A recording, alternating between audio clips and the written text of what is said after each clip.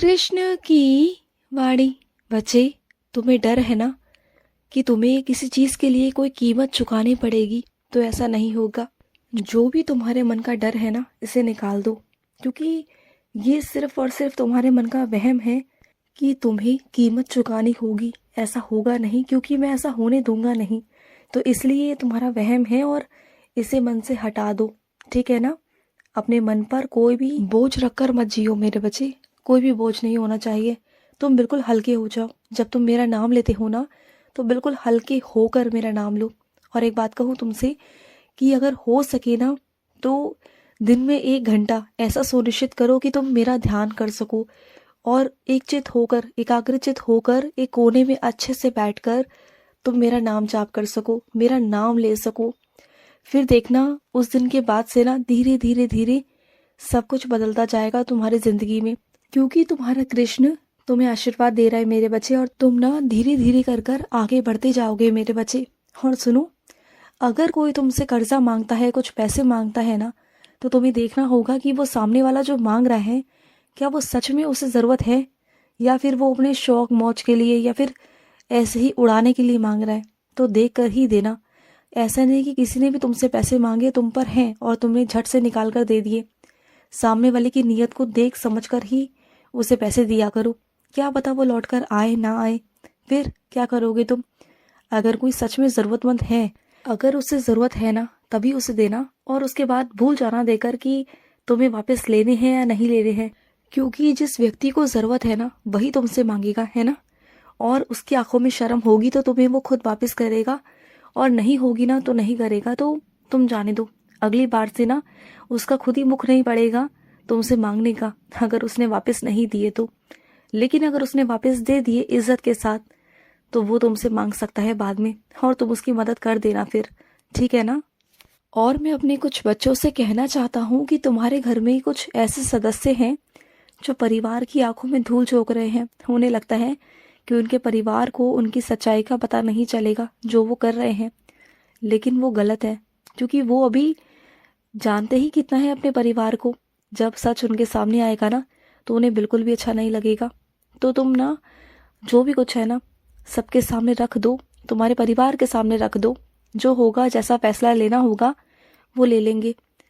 लेकिन अगर उन्हें बाहर से कहीं और से पता चलता है ना, तो शायद वो तुमसे बहुत ज़्यादा नाराज़ हो जाएंगे। बात बनने की जगह बिगड़ जाएगी और बिगड़ जाएगी।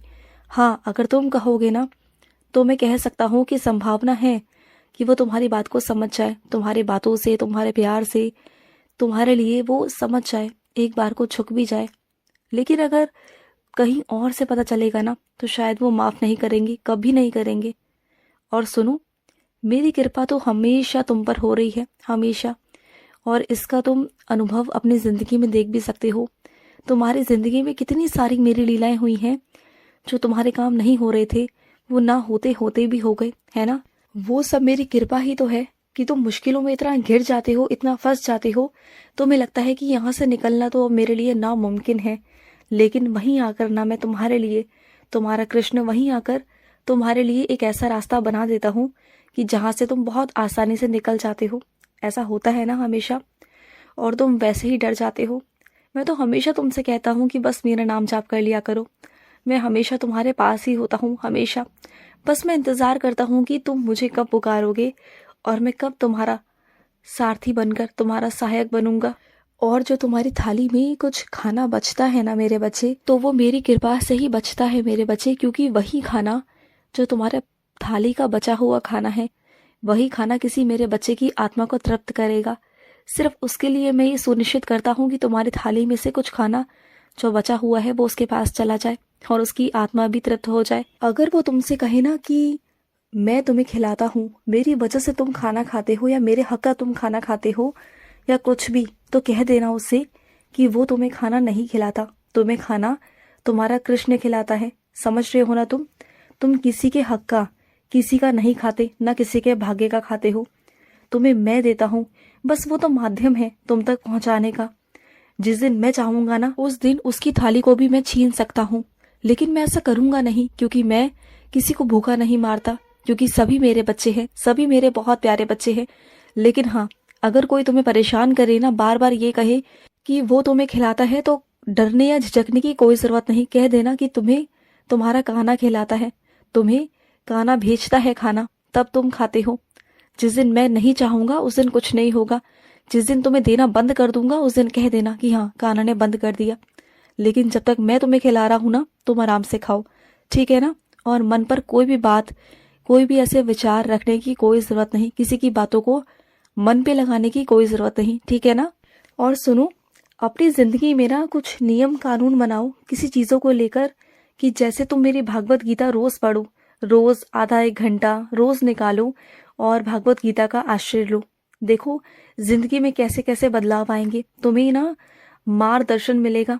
भागवत गीता की वजह से तुम्हारे जिंदगी में रास्ते खुलेंगे, तुम्हें समझ में आएगा कि कौन से रास्ते की तरफ जाना है, कौन सा रास्ता सही है, कौन सा गलत है, तुम्हें समझ में आएगा। और भागवत गीता को ना पढ़ने के बाद या पढ़ने से पहले अच्छे से साफ सफाई कर कर तभी रखा करो।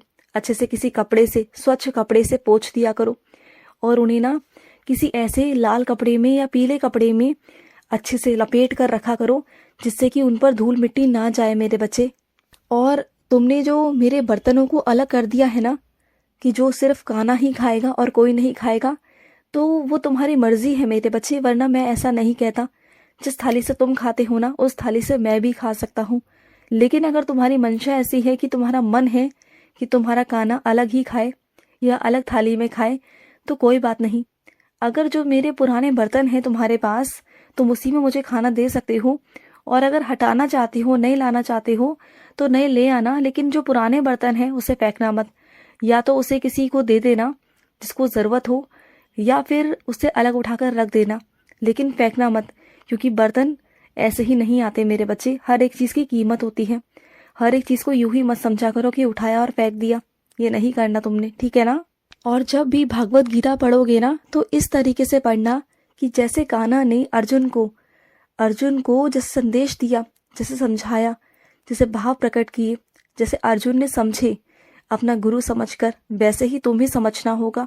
अर्जुन के भाव से तुम्हें भी समझना होगा। तुम्हें ये समझना होगा कि वो भागवत गीता नहीं, वो साक्षात तुम्हारा कान्हा है, तुम्हारा कृष्ण है, जो तुम्हें मार्गदर्शन दे रहा है। और देखना तुम्हारे रास्ते जो इतने टेढ़े मेढ़े हैं ना, वो सब सीधे हो जाएंगे, इतने आसान हो जाएंगे ना, कि जो सब लोग विरुद्ध खड़े हैं ना तुम्हारे, जो कोई तुम्हारा काम नहीं सुनते, काम नहीं करते, वो सभी तुम्हारे पास अपने आप चल कर आएंगे और वो सभी तुम्हारा हाथ बटाएंगे, तुम्हारा काम करेंगे। तुम देखना सारे काम तुम्हारे ऐसे हो जाएंगे जैसे कि कुछ है ही नहीं तुम्हारी जिंदगी में। देखना, देखो ये जिंदगी आसान बन सकती है।